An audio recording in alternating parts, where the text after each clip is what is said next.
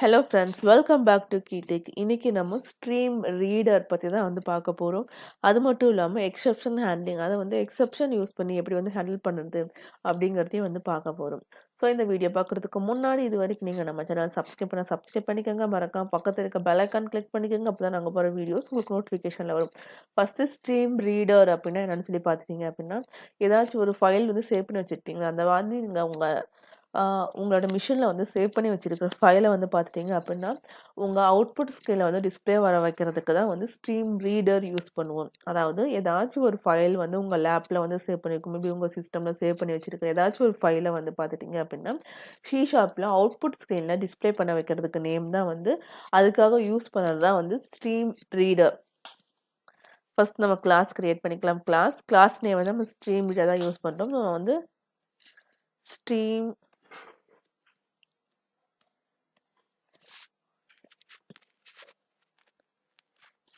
Reader அப்படின்னு நான் வச்சுருக்கேன். ஓகேங்களா? கிளாஸ் நேம் பார்த்துட்டிங்க அப்படின்னா ஸ்ட்ரீம் _ போட்டுக்கலாம்.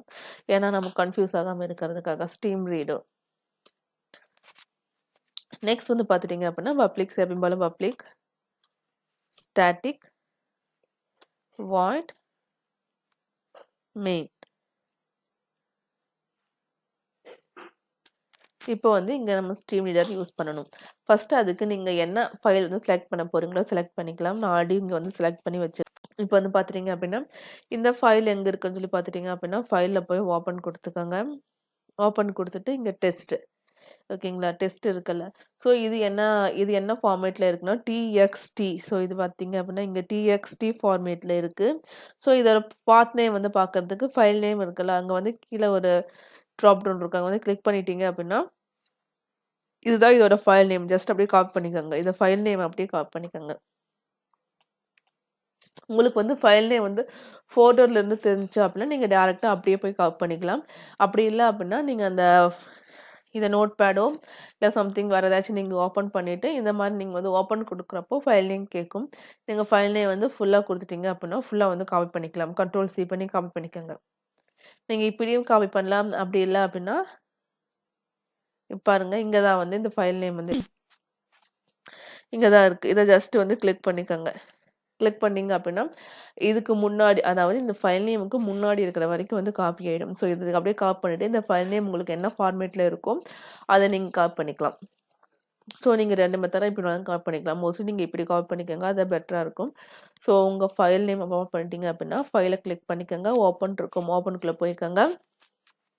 போனதுமே இங்கேருந்து இங்கே என்ன செலக்ட் பண்ண போகிறீங்க அப்படிங்கிறத ஃபுல்லிங் செலக்ட் பண்ணி வச்சுக்கோங்க. செலக்ட் பண்ணி வச்சுட்டு இங்கே நான் டெஸ்ட் அப்படிங்கிறத செலக்ட் பண்ண போகிறேன்.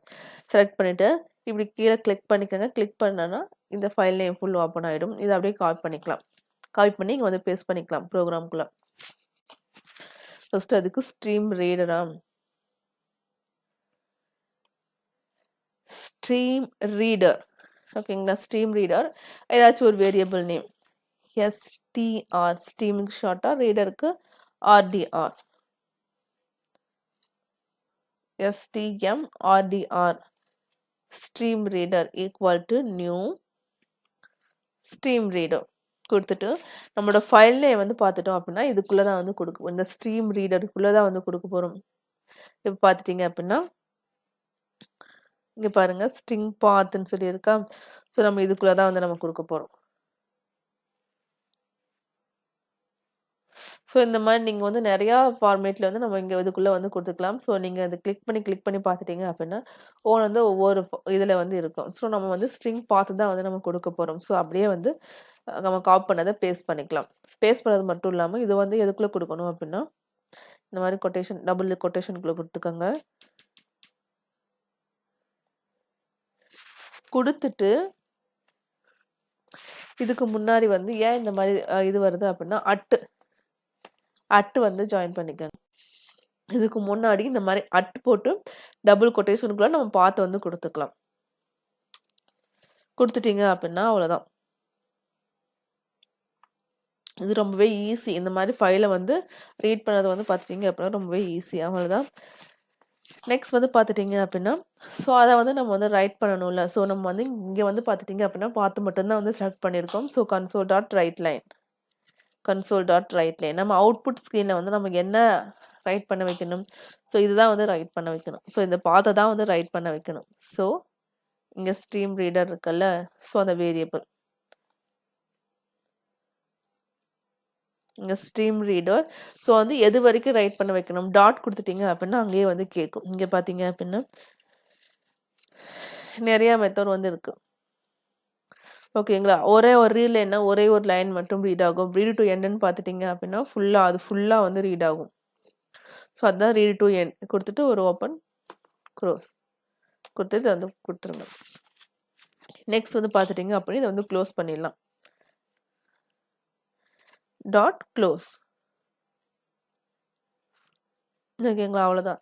இதை வந்து க்ளோஸ் பண்ணியாச்சு. போல் console.readline console.readline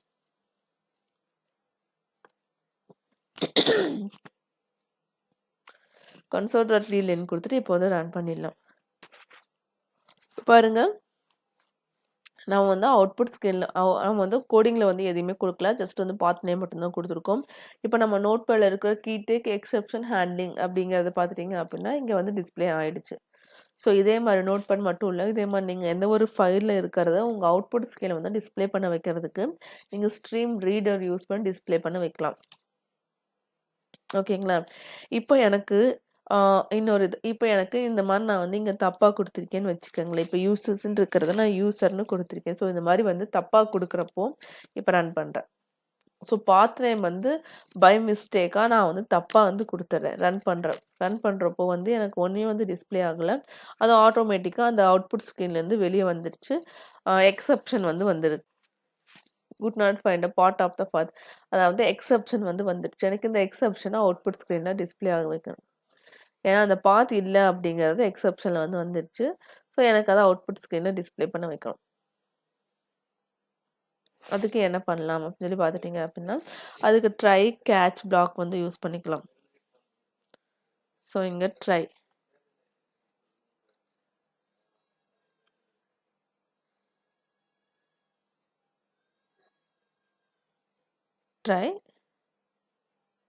அதுக்கப்புறம் கேட்ச்.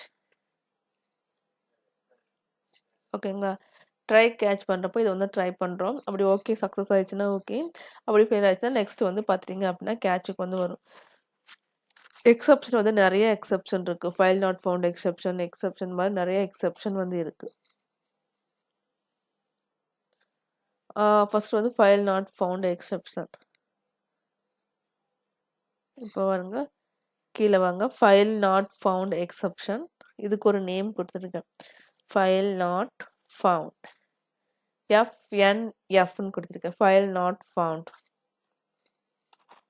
இதுக்கு வந்து எனக்கு அவுட்புட் ஸ்க்ரீனில் என்ன டிஸ்பிளே ஆகணும்னா console.writeLine. ஸோ நம்ம இங்கே என்ன கொடுக்குறோமோ அதுதான் வந்து அவுட்புட் ஸ்க்ரீனில் வந்து டிஸ்பிளே ஆகும். ஸோ ஃபைல் நேம் நம்ம கொடுத்துருக்கிற file name is the file name is not found.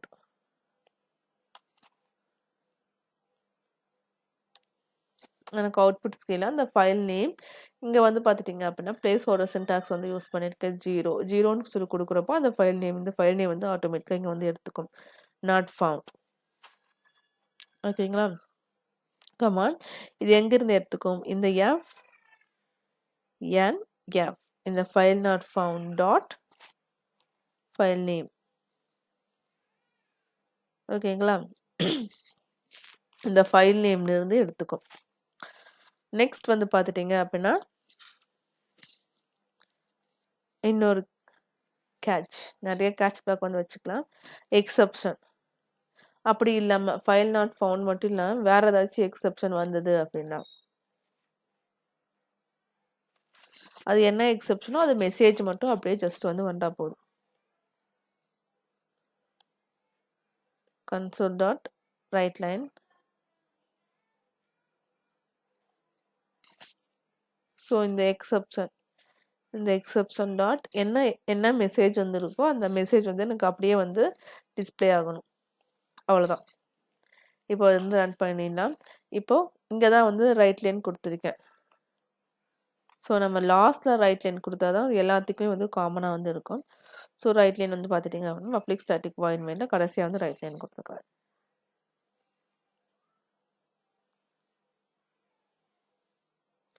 இப்போ வந்து பாருங்க நம்மளோட பாத் நேம் வந்து தப்பு. ஓகேங்களா? இங்கே பாருங்க could not find a part of the path சொல்லி கொடுத்துட்டு அந்த பார்ட் நேம் வந்து வந்திருக்கு. இப்போ நான் வந்து கரெக்டாக வந்து கொடுத்துட்றேன். யூசர்ஸ்ன்னு இருந்துச்சா, ஸோ யூசர்ஸ்ன்னு வந்து கொடுத்துக்கிறேன்.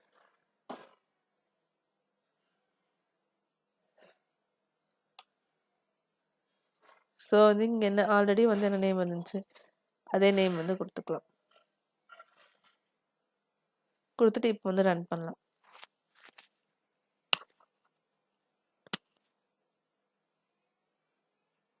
ரன் பண்ணால் நமக்கு அந்த இதில் என்ன அவுட்புட், அது அந்த இதில் வந்து என்ன இருந்துச்சோ அது நோட் பேடில் வந்து உங்களுக்கு என்ன நீங்கள் டைப் பண்ணியிருந்தீங்களோ அது அப்படியே வந்து அவுட்புட் ஸ்க்ரீனில் வந்து டிஸ்பிளே ஆகிடும். இவ்வளோதான். இவ்வளோதான் வந்து ஸ்ட்ரீம் ரீடர். இது ரொம்பவே ஈஸி. அதே மாதிரி ஸ்ட்ரீம் ரீடர் வந்து ஸ்ட்ரீம் ரைட்டர் வந்து இங்கே யூஸ் பண்ணணும்.